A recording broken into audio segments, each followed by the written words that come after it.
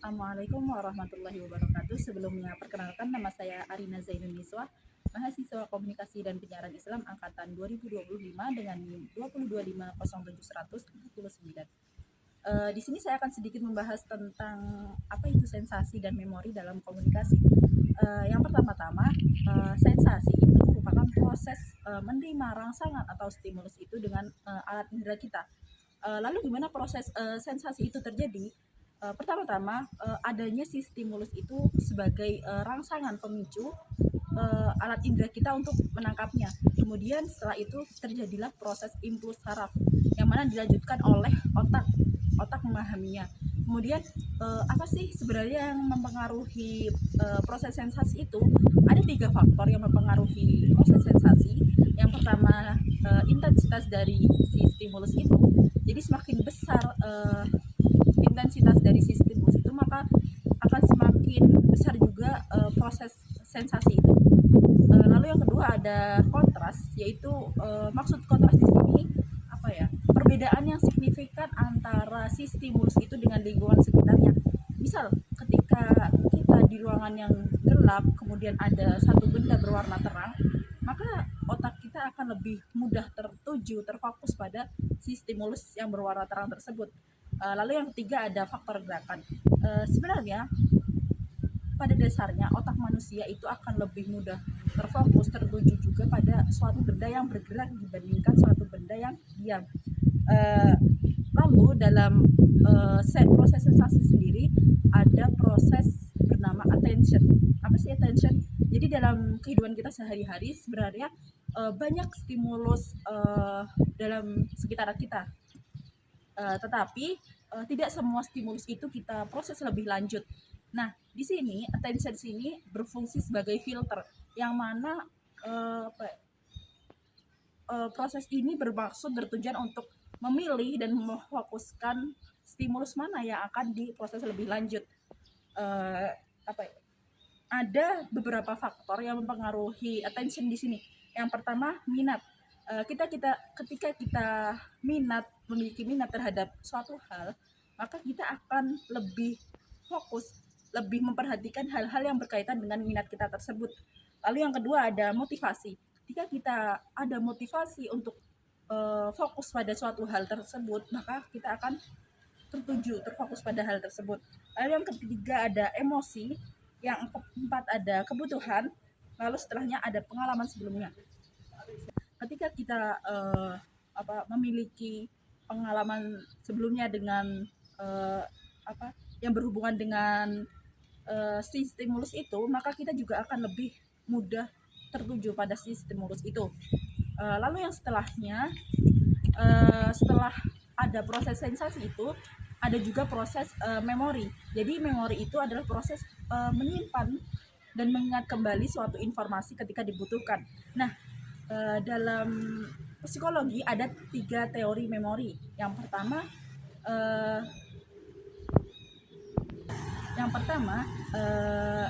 teori memori sensorik, yaitu kemampuan menyimpan suatu informasi itu dalam waktu yang sangat pendek, antara 1 dan sampai 3 detik. Lalu yang kedua ada teori memori jangka pendek, yaitu menyimpan informasi dalam waktu yang pendek, antara 20 sampai 30 detik dengan kapasitas yang terbatas. Lalu yang ketiga ada teori memori dengan jangka panjang, yang mana itu merupakan kemampuan menyimpan informasi itu dalam kurun waktu yang sangat panjang atau bahkan bisa seumur hidup. Nah, gimana sih proses memori itu terjadi? Menurut ilmu psikologi ada 3 tahapan.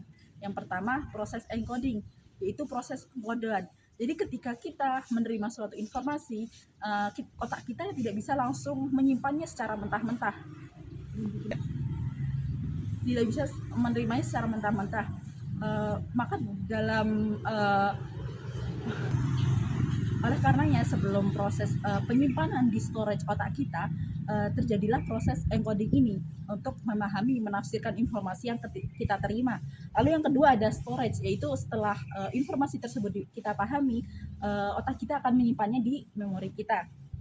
Terus yang ketiga ada retrieval atau recall. Jadi ini proses mengingat kembali, mengulang kembali suatu informasi ketika dibutuhkan.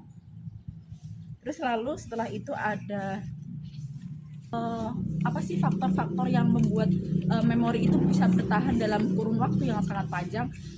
Ada 5 faktor. Yang pertama, pengulangan atau biasa kita sebut sebagai murojaah. Ketika kita banyak mengulang-ulang informasi tersebut, materi tersebut, maka memori tersebut akan tersimpan dengan baik di storage kita. Lalu yang kedua ada keterlibatan emosi, dan yang ketiga ada keterkaitan pengalaman.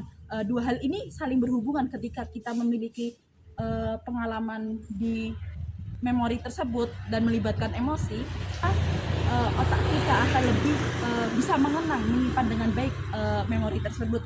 Lalu yang keempat ada fokus perhatian, yang kelima ada struktur pesan yang jelas. Ketika audiens atau kita menerima pesan dengan jelas, runtut, maka pesan tersebut bisa tersimpan dengan baik dalam otak kita. Berbeda dengan halnya ketika kita menerima suatu informasi dengan belibet atau tidak runtut, maka otak kita akan sulit memahaminya dan sulit menyimpannya dengan baik. Kemudian lalu bagaimana sih kalau misalnya kita melakukan hal yang sebaliknya? Nah, itu akan membuat lupa dalam memori kita. Memori tersebut akan bersifat jangka pendek. Terus apa sih hubungan sensasi memori ini? Seperti yang dijelaskan sebelumnya, bahwa ketiga hal ini tuh saling berhubungan. Ketika ada stimulus, maka terjadi proses sensasi. Nah, di dalam proses sensasi terdapat proses attention sebagai filter dari sensasi tersebut.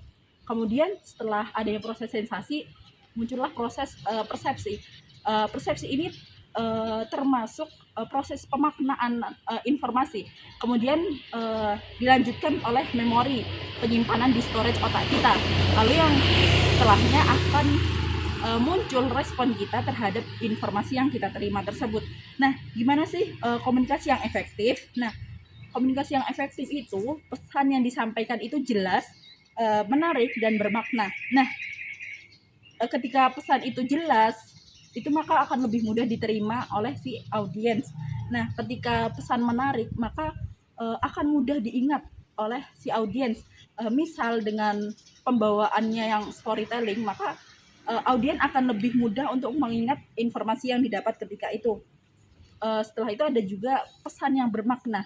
Ketika komunikator menyampaikan suatu informasi dengan melibatkan emosi dan itu bermakna bagi audiens, maka audiens akan lebih mudah mengingatnya, menyimpannya di memori dalam waktu yang sangat panjang. Kesimpulan dari materi ini bahwa komunikasi yang efektif sebenarnya itu ketika pesan yang diterima itu jelas, runtut, dan bisa disimpan oleh storage audiens. Sebelumnya kita telah membahas sensasi dan memori dalam komunikasi. Di materi ini saya akan membahas tentang karakteristik manusia. Yang pertama ada konsepsi psikologi tentang manusia, yang mana di sini itu maksudnya gimana sih psikologi itu memandang apa yang mempengaruhi perbuatan manusia. Nah, di sini ada empat konsep. Yang pertama ada psikoanalisis, yang kedua ada behaviorisme, yang ketiga ada psikologi kognitif, yang keempat ada psikologi humanistik. Yang pertama psikoanalisis, yang mana di teori ini itu memandang bahwa sebenarnya manusia itu bertindak, berbuat sesuatu itu dipengaruhi oleh alam bawah sadarnya. Sebenarnya ketika manusia ingin melakukan suatu perbuatan, pekerjaan, ada konflik batin di dalam dirinya, yaitu antara 3 hal, yaitu ID sebagai nafsu keinginannya, terus yang kedua ada ego sebagai penengah, lalu yang ketiga ada super ego sebagai moral atau suara hati. Misal ketika seseorang ingin berbuat suatu kejahatan, terjadilah konflik antara ketiga hal ini, yaitu keinginan untuk berbuat jahat itu, kemudian dengan bertolak belakang dengan suara hati dia mengatakan bahwa perbuatan itu tidak baik. Nah, maka si ego itu akan menjadi penengah antara keduanya. Lalu yang kedua ada konsep behaviorisme. Teori ini memandang bahwa manusia itu sebenarnya berbuat sesuatu dipengaruhi oleh lingkungan lingkungan ataupun kebiasaan. Misal ketika seorang anak sudah terbiasa ketika kecil mendapatkan nilai yang bagus atau membuat suatu prestasi, mendapatkan hadiah, maka dia akan uh, berusaha untuk membuat prestasi dan berbuat hal-hal yang baik untuk mendapatkan hadiah itu, kebiasaan yang diterapkan oleh orang tuanya. Dan juga faktor lingkungan. Lalu yang ketiga ada psikologi kognitif. Nah, di sini psikologi ini memandang bahwa manusia itu bertindak itu dipengaruhi oleh cara berpikir dia dan cara dia memahami informasi. Nah, lalu yang keempat ada yang psikologi humanistik, yang mana teori ini berpandangan bahwa sebenarnya manusia itu bertindak itu sesuai manusia pada asalnya, yang mana manusia pada asalnya ingin terus berusaha untuk menjadi lebih baik. Yang pertama, sanguinis. Nah, tipe kepribadian ini lebih condong pada sifat-sifat yang periang, tidak stabil, dan cepat untuk bersosialisasi. Lalu yang kedua ada koleris, yaitu karakteristiknya itu mudah marah, bersifat memimpin. Lalu yang ketiga ada melankolis, yaitu dia lebih condong pada sifat pesimis, pemurung, dan si paling perfect. Dia melakukan suatu hal dalam banyak hal itu harus melakukannya secara perfect. Nah, lalu yang keempat ada plekmatis, si paling lambat dan tidak mudah tergerak, terlalu santai. Karakteristik manusia itu sebenarnya ada banyak faktornya. Nah, karakteristik manusia itu sebenarnya termasuk di dalamnya itu sikap, sifat, dan cara berperilaku dia. Nah, di sini akan dijelaskan 3 faktor yang mempengaruhi karakteristik manusia, yaitu yang pertama faktor biologis atau faktor keturunan. Jadi sebenarnya sifat seorang anak itu bisa diturunkan, diwariskan dari gen ayahnya ataupun ibunya. Misal ketika seorang anak memiliki ayah yang temperamen, maka ada kemungkinan bagi dia untuk memiliki sifat yang temperamen juga. Lalu yang kedua ada faktor sosiopsikologis, yaitu terbentuk dari proses sosial atau kejiwaan dia, mental dia. Contoh ketika seorang anak terbiasa memiliki lingkungan yang suportif terhadap dia, terus mendukung dia, maka dia akan lebih berperilaku, berbuat sesuatu itu dengan percaya diri dan percaya akan dirinya sendiri. Lalu yang ketiga ada faktor situasional.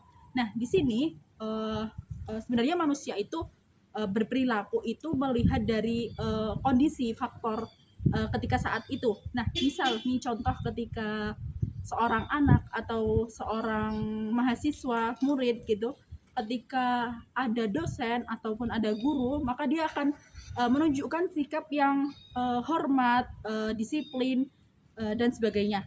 Berbeda ketika halnya orang tua atau dosen tersebut tidak mengawasi, maka akan berbeda juga perilakunya. Nah, di sini kondisi ini menunjukkan bahwa kondisi itu juga mempengaruhi sikap manusia itu berbuat sesuatu.